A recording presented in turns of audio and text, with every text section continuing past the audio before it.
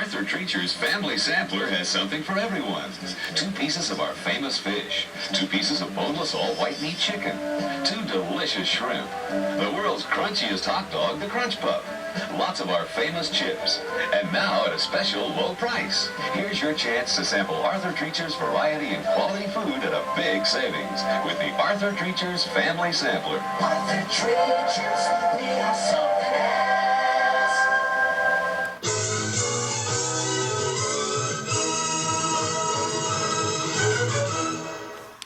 Cut 2. Strong music. Cue begins. External barrier, sky, day. Timeline reads 1:30 p.m. PST. The same Huey copter blazes over San Francisco skyline and strong music cues. Chance's theme. Within the chopper, we pull in on 4 people in the cargo area. Internal cargo passenger hold. Huey, day. Chance, suited up, without the helmet, is standing next to Schneider, Frank, and Linda.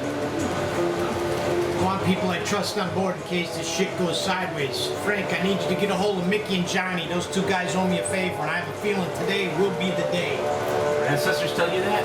No, but my dreams did last evening, my friend. I had a dream of these 2 guys and a lovely lady from Venus last night. Was I the lovely lady? Are ya? That's what you're here for me to find out. This Venus lady, does she survive? Oh, hell yeah. Chance winks at her as Schneider helps him put the helmet on. Linda blushes and sighs, then sits down on the side bench. She is nervous and out of her depth on this mission. Just keep your head, man. Whatever you do, just don't stop being you. You with me now? Yeah. Chance nods as Schneider starts the mixture in his O2 tanks. The suit is very thin, but it is covered in a chainmail like nanomite, blue gray, and black.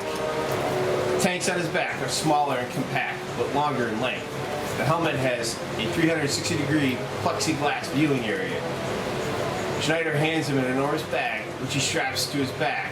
It has certain tools inside. Remember what Dr. Honda said. Once in the water, you attempt to swim near the mouth, you find a midway tooth gap on the crocodile's jaw. A human should be able to squeeze through, and then you gotta find its esophagus. Epiglottis, Commandant, but crocs do not have that according to the doctor's dossier. It's more of a flesh door. Whatever, right. Frank sits down next to a nervous Linda. How's your nerves, rookie? Shot. External cockpit, day. Blair Bennett sits next to Dr. Honda at the controls. You flew in the wars, Captain Bennett? You may call me Blair, Doctor. Yes, I was in Vietnam. He points to the patch on his shoulder. Very POW, MIA. Very brave. My mother was from Thailand, my father, Hokkaido, Japan. I was in the country. It's not pleasant. It's all about instincts, Doc. You gotta stay sharp. Very true. How old are you? How old do I look? Maybe 43 to 45. In my early 60s, Doc. Good genes. Never been married. I mean, maybe, but I just never let the old man in. Honda shares a chuckle.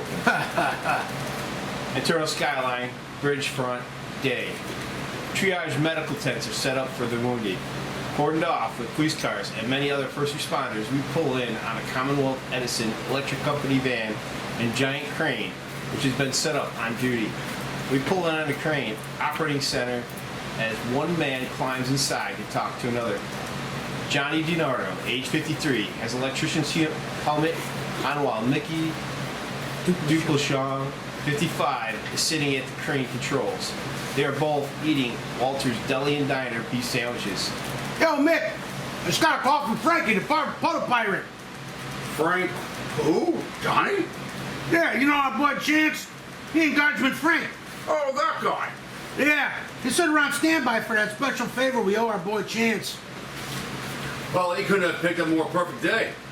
No way in hell this crane can lift a 300-foot crocodile.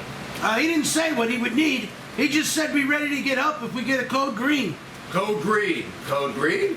He pulls a dill pickle off his sandwich. I hate pickles. Johnny, drinking A&W root beer, lets out a belch. It's a root beer. Hey, I'll have that pickle if you don't want it. Cut to Stone Bridge, collapsed section, Crocodile Day. He sits there, fully relaxed and situated in place. But as she hears the chopper blades getting louder and closes one of her nictating eyelids open and gazes upwards at the oncoming chopper.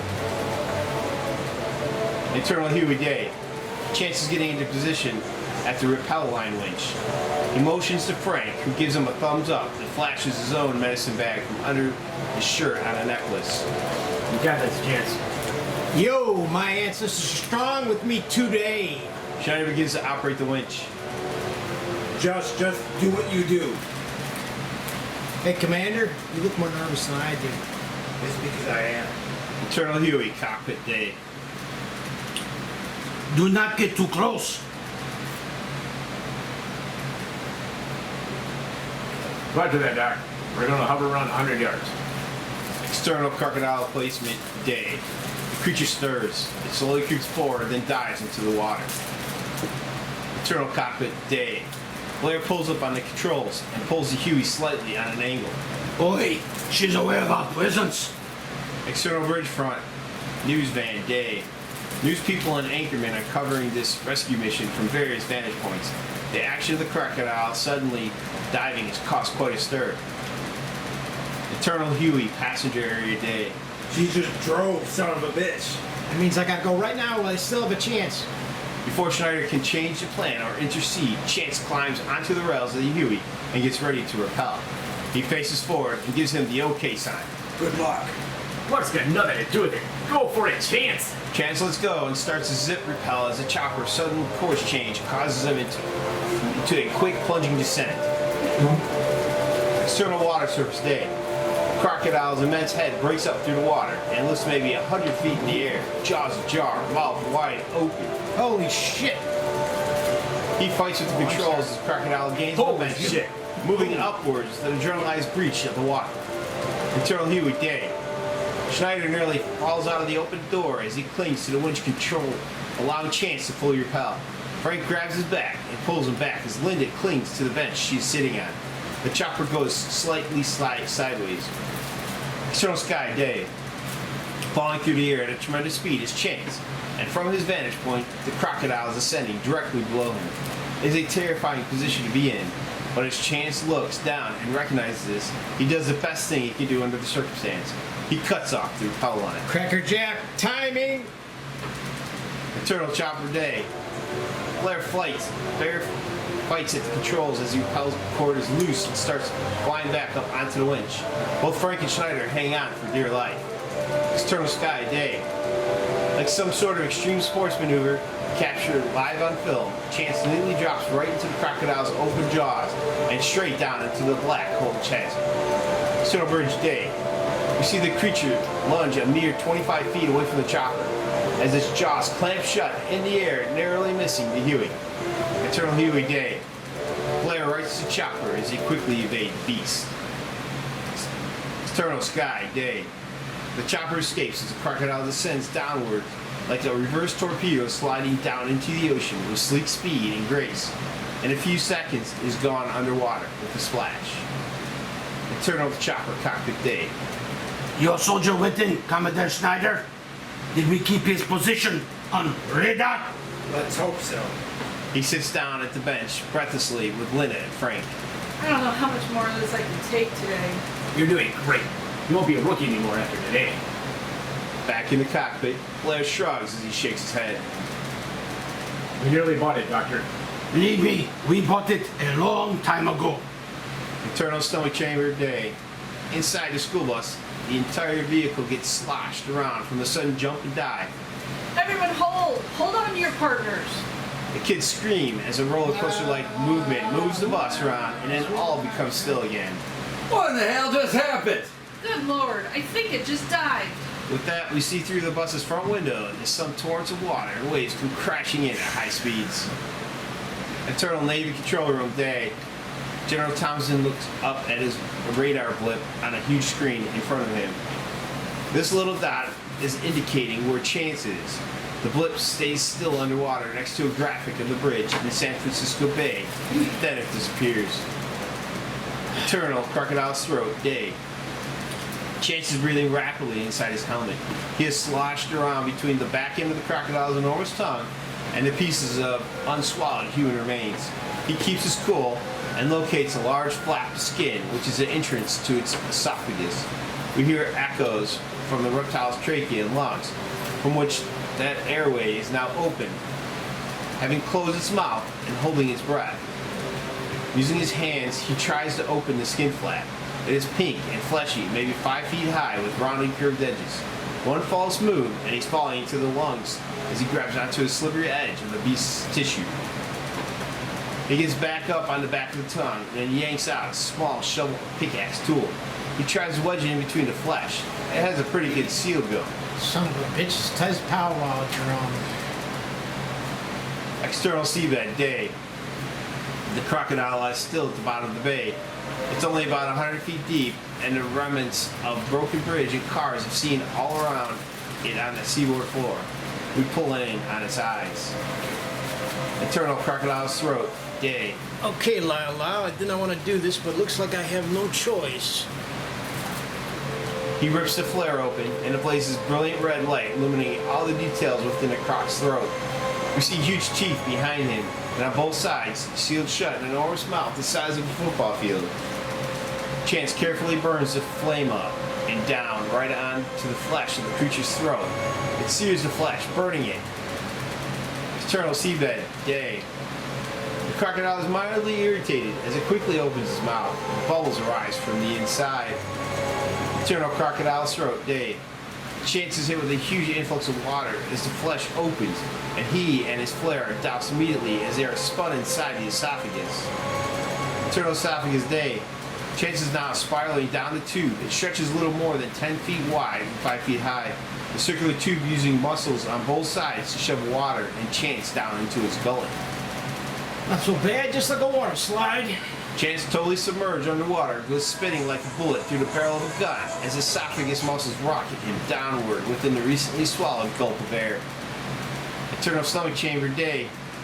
Chance is dropped through another opening flap of skin and falls about 5 feet down into the creature's gorge-like stomach chamber. He hits the water that is about 1/3 full and lands with a splash. Chance stands up and is about in 4 feet deep water, almost like an average swimming pool. This is the beast's stomach. He quickly looks around and flips open his helmet to test the air. It's a little humid, but the air's fine to breathe. He switches his O2 tanks off. Best to conserve. He hits a light on his helmet and looks around the massive stomach. It has grooves and curves, muscles vibrate on the inside of the stomach walls and shimmer like pinkish red tissue. He places his hand in the water. Good thing she don't have acid reflux. He starts trudging, swimming through the stomach, following the curves of the wall. Pieces of other humans bit in half, and pieces of flotsam float around inside. An entire tuna floats by him, and a license plate reading Illinois BDR 529. Another plate reads FR Dance as he makes his way deeper into the stomach. Eternal stomach plus day. Brooklyn is listening to Lorraine's headsets, and song break out by a swing out sister plays in the speakers. We can just about hear it. Teddy sits down next to her and checks on the turtle in his transporter. What kind of music are you listening to? I don't know. Music is 80 years old. This is right. Blank stare, traumatized. Poor little Brooklyn has seen far better days, and right now her mind is on shutdown. Lauren is sitting down opposite Sydney. He has also seen better days.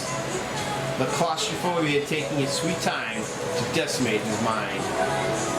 I really want to say that if we don't survive this, I'm gonna be a whole different person.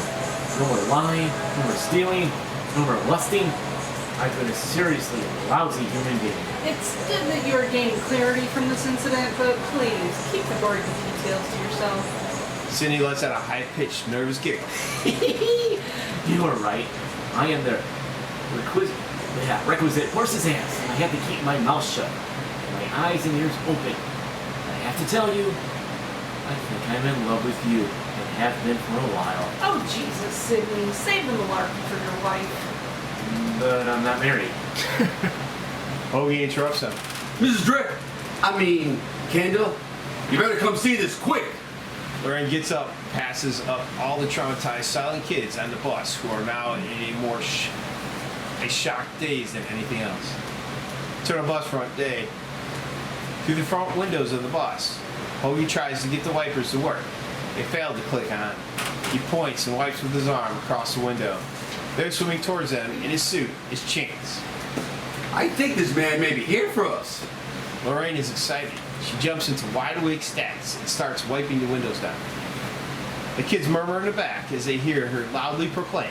Of course he is. He's a SEAL or something. Look, he has a searchlight on. Chance, with his bright helmet light, is swimming near the front of the bus. Hoagie and Lorraine wave to him as he floats around to the side door. Can you open this door? Cindy joins the two adults in front of the bus. A rescue? One man? Where's the cavalry? Hoagie and Lorraine both try to open the front door with the manual control, but it is not cooperating. They sent in one single man to rescue us? Shut up, Sydney, and help us open the damn door.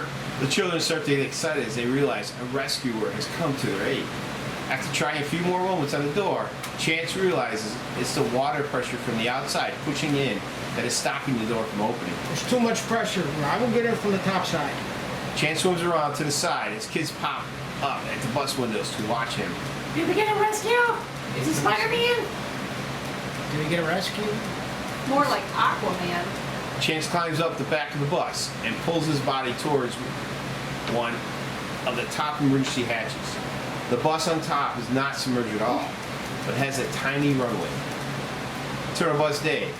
Lorraine and Hoagie stand below the opening hatch, which pops up, and Chance's light from his helmet floods down into the dark bus. You made it! We are here! Chance jumps down with a thud into the bus, and suddenly everyone has their spirits momentarily lifted. She hugs him. She is so overjoyed. Hoagie is right there next to him as he addresses the bus occupants. Hello, my name is Chance Cherka, and I'm here from the United States Coast Guard. I'm here to rescue all of you. Clapping, swooning, and children's voices goes into overdrive and quickly touches them down. I'm Lorraine Kendall. This is Hoagie Hooper. Thank God they took my call seriously. You must be the teacher. It's a ballsy move calling the press, Kim. Kudos. I am, and I'm so glad it worked. All right, first things first. Is anyone injured on the count of 4? Chance looks around as the kids start to crowd the bus center aisle. No, we are all here. 21 souls. That's 7 times 3. 7 minus 7 minus 7. It's blackjack. That's a good sign, Pam. She smiles at him, almost blushing. And I'm the assistant principal, Mr. Sidney Akram. I seriously hope you're not the only one here to save us. Nope. I'm it. Tag. Now you're it. He tags Sydney, who does not share his humor. Where's Brooklyn and Bud? Oh yeah, she's here. She's a little under the weather and all, but she's safe and sound. They move over to the area where Teddy and Brooklyn are seated. Chance hunkers down to inspect the little girl. She's cute, with pale skin and dark brown hair, with bangs on her forehead. Miss Brooklyn Midway? Brooklyn looks at him, either terrified or excited. Hard to tell which. Kinda. You are a brave little Brooklyn Bridge from what I can see. Oh yes, little angel threw up twice. And I'm Teddy Teague. Is that a superpowered suit? Well, is it? Teddy Teague. Now that sounds like a superhero name. Mister, we gonna die? Hope a turtle makes it. He shows him the turtle in the plastic habitat. Nah, not if I can help it. I'm here to get you back to your parents. Brooklyn, you and everyone else. We're going to get you all back to your parents safe and sound, but you must do exactly as we say. Brooklyn hands the headsets back to Lorraine, where we can hear Venus by Bananarama playing through the tiny speaker. I'm not interested in this 1-800 music anymore. Chance hears the song and looks at Lorraine as she takes the headsets. Venus, eh? She's got it. Yes, baby, she's got it. I'm your Venus. I'm the choir of your desire. Well, what do you know about that? Another good sign? Indeed it is. Sydney interrupts like an awkward fool. As the assistant principal of Thorn Elementary, I demand to know what is the big plan here. Chance locks eyes with Lorraine for a moment as she takes the headsets and shuts them off. No need for demands. Short story. We're going to make the animal puke us up. Rescuers are standing by. Are they freaking crazy? Make it puke. Sydney, language in front of the children. He sent me in here with a pretty complex plan. If it works, then we are going to make this crocodile cry. right before tossing up its cookies. And we are, in fact, those cookies. Toss up his cookies. You're making jokes and our lives are on the line? It's a she, actually. The bus has been able to withstand all its digestive juices. I know, isn't it amazing? Just good old-fashioned American steel. All right, I gotta get to work. Hopefully they are tracking me now from the Navy base on shore. Chance moves towards the front of the bus. Where did you make the satellite call? I need to send a binary Morse code signal. Lorraine quickly moves back towards her original seat and grabs the phone. It was right from here. Chance takes out his comlink and begins entering Morse code data. Are you people serious? We are swallowed by a ginormous reptile, and the freaking Navy sends us a single man with Boy Scout Morse code? Use the phone and call again. No need. Plus, if things go south, we may need the phone's battery. Mr. Ackham, does it count that even if I am one man, my ancestors are strong with me today? Oh, great. That's great. An optimist. Sidney shakes his head and goes to sit back down, as Hoagie and Lorraine are attentive to Chance. The code is sent out on his wristband, and he then turns and looks around the entire bus. This actually works. We will be spit out in the Pacific. Now, boats and helicopters are going to be standing by, but there's that. We are going to have to swim to the surface. I need to know if all these kids can swim and hold their breath underwater, Miss Kendall. Okay, I can find out. In the meantime, Miss Kendall, Oh, call me Lorraine. lovely Lorraine, I need you to keep these kids positive so nobody freaks out and panics. I can do that. One, I can see you're doing a hell of a good job. I read your profile. You're a good teacher. You're good with children. Our bigger problem is not a child. She notions to Sidney. Anything I can do to help? How much gas you got left in her tanks? Internal, close up, fuel gauge, day. Hoagie points at the fuel gauge as we pull back to Chance and Lorraine. They always refill the night before, so we used maybe less than a quarter tank. That's good news. We're gonna need the gasoline. She won't drive anymore. I don't just need the gas. It's a cool idea, though, driving out of here. Chance moves with urgency and agency. He takes off his backpack and opens it up. Hoagie, Lorraine, and Sidney watch him. He pulls out a wrapped vacuum sealed plastic bag with a two-way siphon hose on the end. Lorraine smiles at him. Sidney frowns. Regular or unleaded? Internal stomach chamber, day. Chance has a siphon bag filling gas from the back of the bus. He stands up to 4 feet in the water, and the kids are watching him through the back windows. He waves to them. The bus is shifted in its placement somewhat, and seems to be pressed from a skin fold at the top, as if the stomach muscles are working the bus further back into the stomach. The bag opens and fills with the transparent gas. It looks to be about 10 gallons long. Once filled, Chance pops a catch on the front, sealing it shut. Then an inflator surrounding the bag fills with air, making the bag float on top of the water. Chance floats the bag with him over in the direction on the side of the bus. He flips his headlight around behind him. Step 2. He clips the bag to the side of the bus using alligator clips. Yes, alligator clips. He swings back towards the rear of the bus chamber, about 20 meters. There's a large valve leading into the small intestines. Chance pulls out his shuffle pickaxe and digs into the flesh of the valve. He then pulls himself up onto the valve itself. Sitting on the fleshy piece, he reaches into the backpack again. He pulls the sealed bag out with gray C4 explosive plate. He starts jamming the C4 into the space around the top of the valve door. He then jams a steel barbed fish hook through the C4, anchoring it to the flesh deeply. We can see veins and arteries behind the translucent skin. Chance fixes the C4 so it neatly stays in place. Then he pulls out 5 detonators from his pack. He pulls the fuses, popping the wires and stringing them out. He jams all 5 the steel detonators into various pieces of the C4, and then he jumps down from the valve. Chance swings back to the bus and climbs on top. Sitting on top of the bus, he opens his bag again, and then he starts to clip the 5 wires onto a small box. Once he is done, he sticks the box to the top of the bus with an adhesive. He synchronizes a watch with the box. He opens the box and takes out a small radio-controlled detonator. It is hot, ready to go. He locks the detonator on. Safe. He jumps down and grabs a bag of gasoline, opens the clip, and starts to trudge toward the front of the stomach chamber, whistling a song, "See you later, alligator. After a while, crocodile." Internal boss Dave.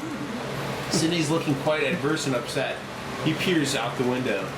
So what the hell is he doing? Just let him do his job. I'm sure he's a professional. Hoagie looks at his gas gauge. Well, he did take about 10 gallons. And I think I know exactly what he's up to. Sterling Huey Day.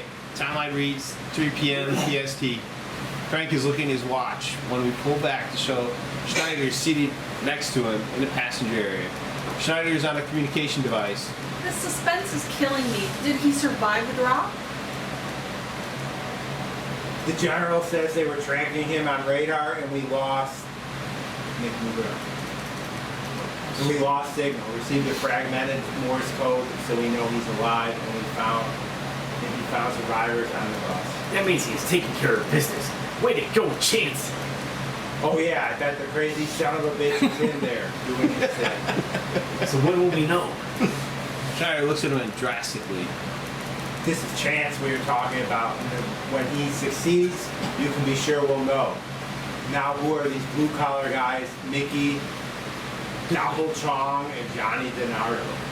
Frank offers his hand to the convoy. They are both at standby in case we should need them. Schneider hands him the communicator. A crane operator and an electrician. Do we need them? Frank smiles at Linda. If dreams come true, you're going to need both of them. Turtle cockpit day. Blair and Dr. Honda seated in the front. They're circling the area from a position just west of the Golden Gate Bridge construction. So, Doctor, how did you get involved in all this? Many, many years ago, the nuclear meltdown in Osaka, June 1975. My wife and I were researchers looking to create better ways to utilize nuclear energy. Against my better judgment, we both worked during an earthquake which created a tsunami. Our reactors were flooded. We nearly drowned. Many died. My wife was 6 months pregnant with the twins, boy and a girl. Complications arise, and almost 4 months later, she gives birth.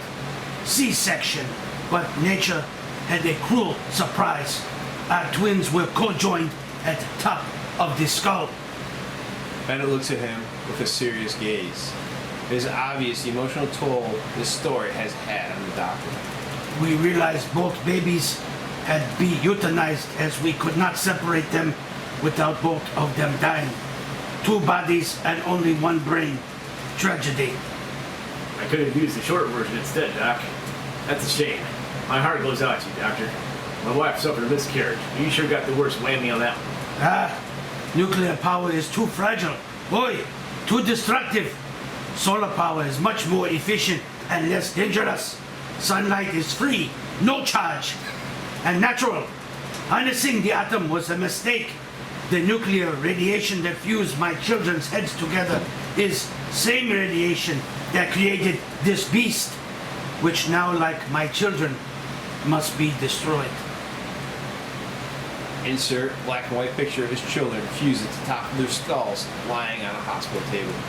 You feel responsible? Oi, absolutely. Nature's fury will someday strike back for everything man has done. And one of those days is today. Your wife's still alive? No, she died of heartbreak several years later, and she was never be the same. My sympathies. Children are a resource for the future. They deserve the best. Aye, that is why I'm here today.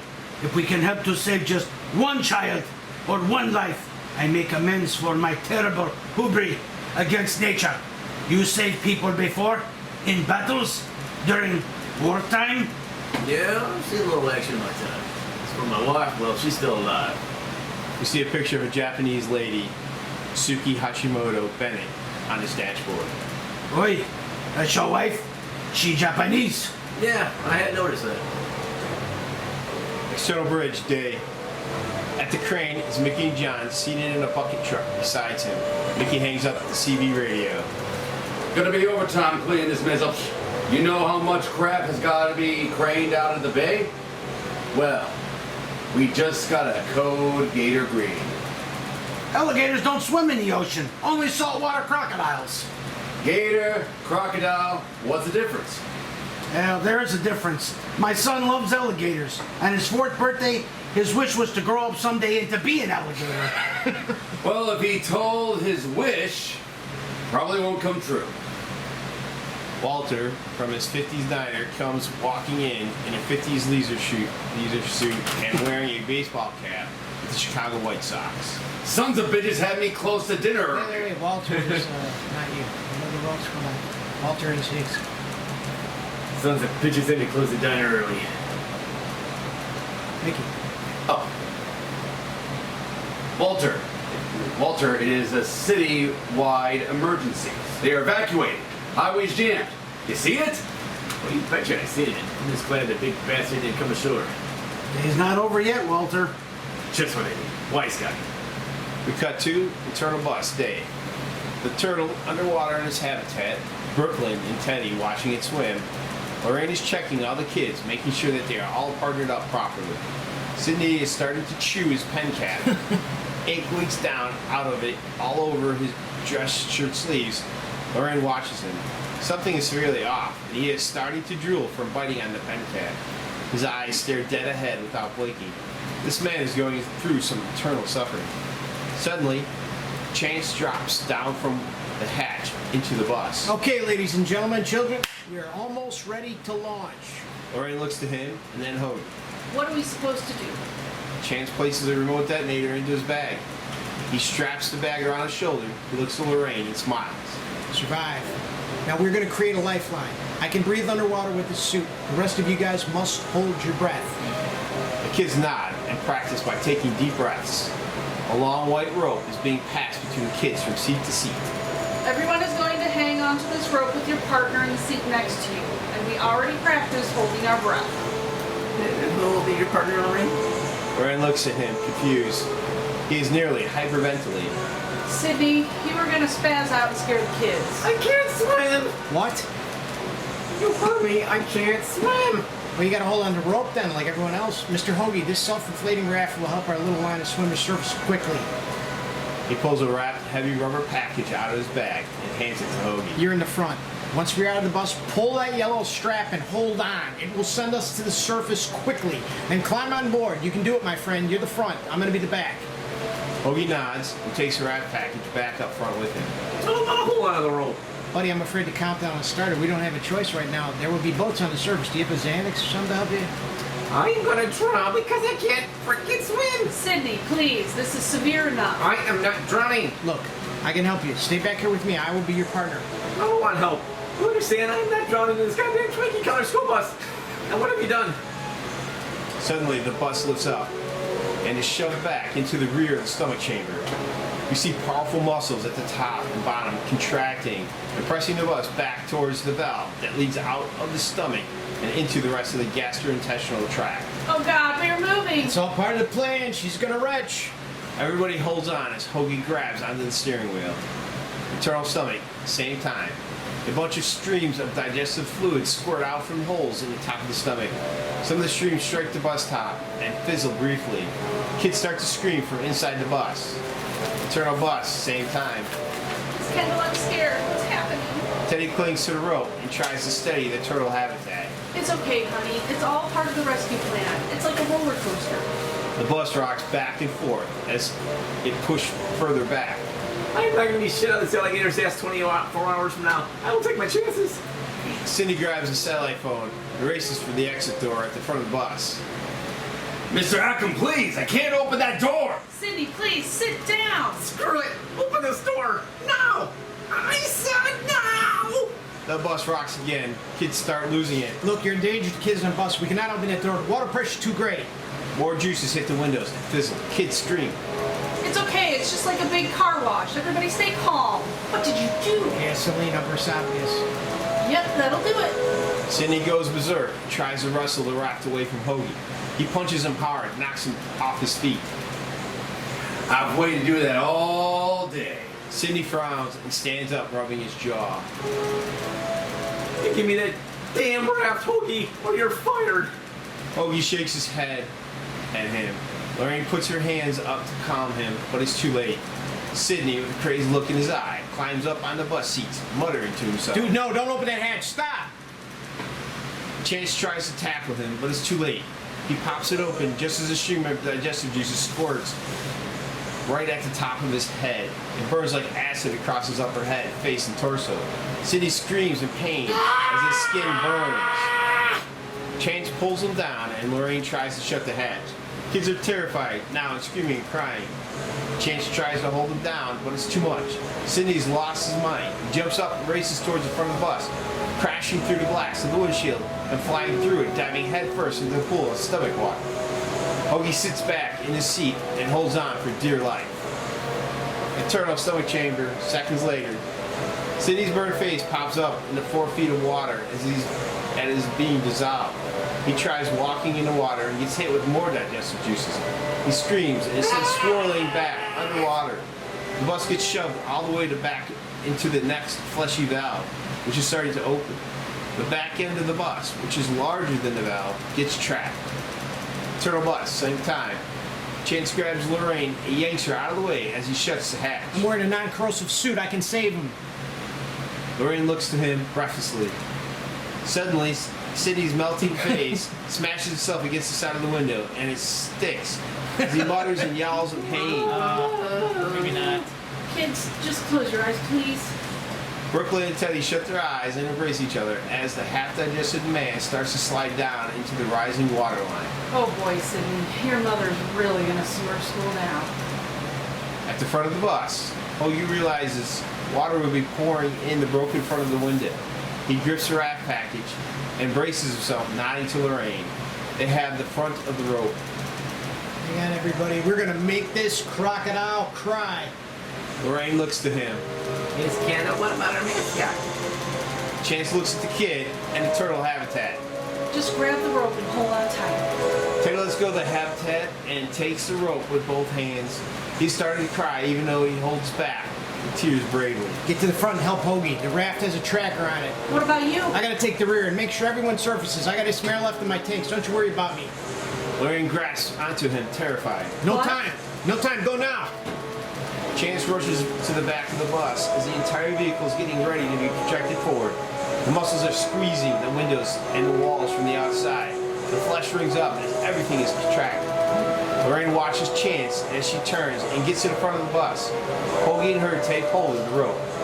We can do this. I trust you. I trust you, Hoagie. External water surface day.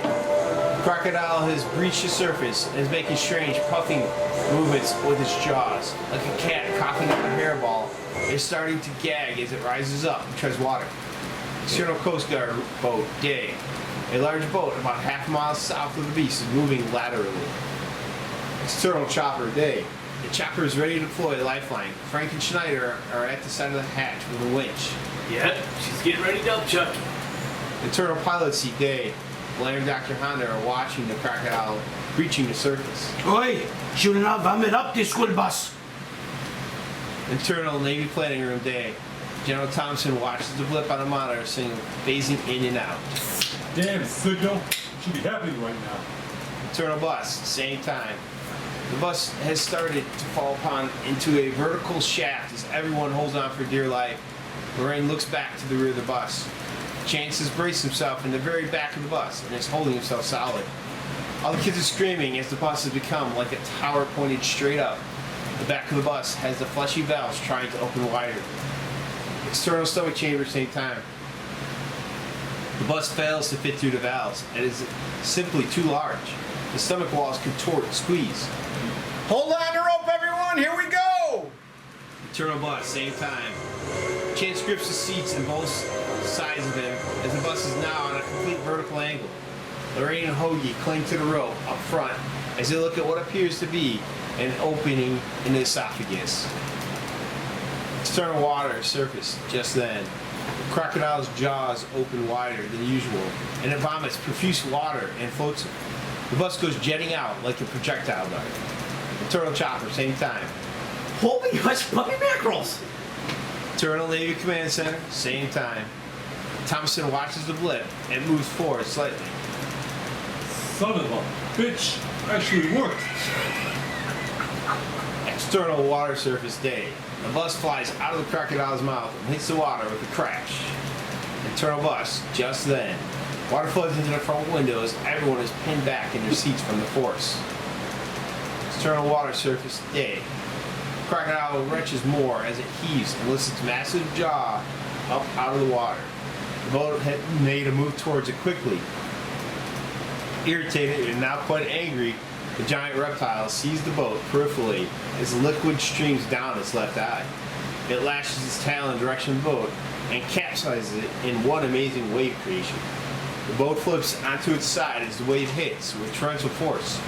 The crocodile turns to attack the boat. Doctor, she just flipped the boat. Now what? Dr. Honda watches in terror as he realizes the crocodile is now moving towards a half-sunken Coast Guard boat. Oi! We must save that bus now! The turtle bus sinking moments later. The bus is sinking face forward as water quickly fills the Swim! inside. Everybody swim up! Swim up! Chance sees the turtle head fall right next to him. He reaches inside and grabs the turtle and places it inside his bag, quickly zipping it shut. Lorraine and Hoagie hold their breath and take the rope. The kids, all tethered behind, then start to swim as well. Right through the open glass in the front of the window, water pours in as they are a fully submerged vehicle. External underwater, day. Sunlight streams down the briny deep as the bus descends. Swimming out the front window are Hoagie and Lorraine, each grabbing the rope and helping tread water carefully. The kids fall in line behind them, each frantic and padded as a few let go of the line. The Chance is quick, guiding their hands back and catching each kid, not allowing a single one to fall behind. Their lifeline is long, moving slow, but the convoy of kids is actually swimming. Everyone holds on to the rope. Brooklyn and Teddy squeeze their eyes shut as they hold onto the rope with one hand and paddle blindly with the other. Hoagie pulls the yellow strap, and zing! The raft descends, pulling them all to the surface within moments. Chance is rapidly breathing inside his helmet. His O2 is at critical level. As he goes to exit the bus, his foot gets snagged just right on the top of the steering wheel. He tries to pull it back, but cannot get free. The bus is dropping at a heavy rate of speed. Chance and bus descend past us as we tilt up to show the group and the raft above having breached the surface. External water surface day. The Coast Guard boat sits upended as many of the guards are swimming towards it. As a mess of people and objects floating on the water surface. Suddenly, the crocodile breaches the water from below the boat and lifts it upwards with its jaws, cracking and biting the boat with a resounding crunch. The guards are scattered as the reptile's body hits the ocean surface hard, sending some of them to their death. Eternal chopper day. Schneider has a pager beeping away. Our bus went down right here. Then it carefully starts to land the chopper in the water where the bus went down. Stone Bridge Day. Nick and Johnny watch it cast along with other first responders. Eternal Navy Command Center Day. Thompson watches the blip sits in the Bay Area. He stands up. That's the raft. They breached the surface. Eternal Underwater Day. Lorraine and Hoagie are at the water surface with an entourage of kids. Everyone is holding onto the rope. The raft floats there, blinking with the strobe light. Everybody stay with your partners and do not let go of the rope. We are getting on board this raft. We made it. Oh God, keep swimming. Hoagie pulls himself over first and then starts pulling each child up behind him. Lorraine stays treading water, moving along the rope of children. I'm gonna take a head count. Tie the rope on Hoagie. The chopper is about 100 meters away from them, and the blades have stopped whirling, the rest floating on its pontoons. Eternal chopper day. Frank and Linda are the first two into the water. Dr. Honda and Schneider remain at the open hatch at the side of the chopper. Frank takes the winch end with him and as he swims towards the raft in the water. External underwater day. Chance is finally kicked free and is surfacing at a quick rate. He notices something is off on his gauges. The O2 mix is flooding his helmet with bubbles, making it almost impossible to see. Taking a deep breath, he's able to get the helmet off his head, but at the expense of oxygen. He spins around in the water, doing a somersault, and then regains his vision. He starts to swim upwards. External water surface day. Destroyed remains of the Coast Guard boat litter the bay as some of the survivors' blinking buoys go active. Another helicopter is deployed to the area. Another boat can be seen gaining speed from the harbor. External underwater day. The crocodile swims with furious twisting as it comes back up out of the water and flicks its tail at the helicopter, descending to the sunken boat's aid. External water surface day. The enormous tail whips through the air after breaking water and slashes the helicopter into a twirling spin. The copter whips around in the air, losing control, and smashes into the water, blades first. External chopper day. Ben is on the radio in the cab. Roger that we have a fix on the bus survivors. External water surface day. Frank using the winch, now pulling the raft and kids back towards the boat. Is everyone holding on tight? She racks her neck to see if Chance made it. Dear God, where is he? Suddenly, the crocodile's enormous head breaches the surface between the chopper and the survivors on the rope. She lifts up her snout, and the winch snaps like thread. Lorraine and the kids all scream and hook her down in the raft. Frank, holding the line, falls overboard as Linda reaches out to grab him, but it's too late, and they both topple into the water. More screams as the crocodile then viciously dives. External underwater day. The crocodile dives right past Chance, who is nearly at the surface, but the force of the crocodile propelling water pulls him back in a spin drift off the wake of the massive reptile swishing tail. Chance is starting to drown. External water surface day. Lorraine and Hoagie are trying to huddle the children together safely on the raft. Frank and Linda quickly reboard the chopper. We're okay, but we lost the winch. Eternal chopper day. We must get closer to them. Our winch has snapped. And it starts the engine and lifts off the water. Murphy's Law. Anybody see Chance? External underwater day. Chance's mouth puffs as he can no longer hold his breath. He literally sucks in water and starts to drown, convulsing as his body rejects the water pouring into his lungs. He reaches, and then his hands become still. He gasps one last time, his eyes open wide. He is drowned. He starts to sink slowly.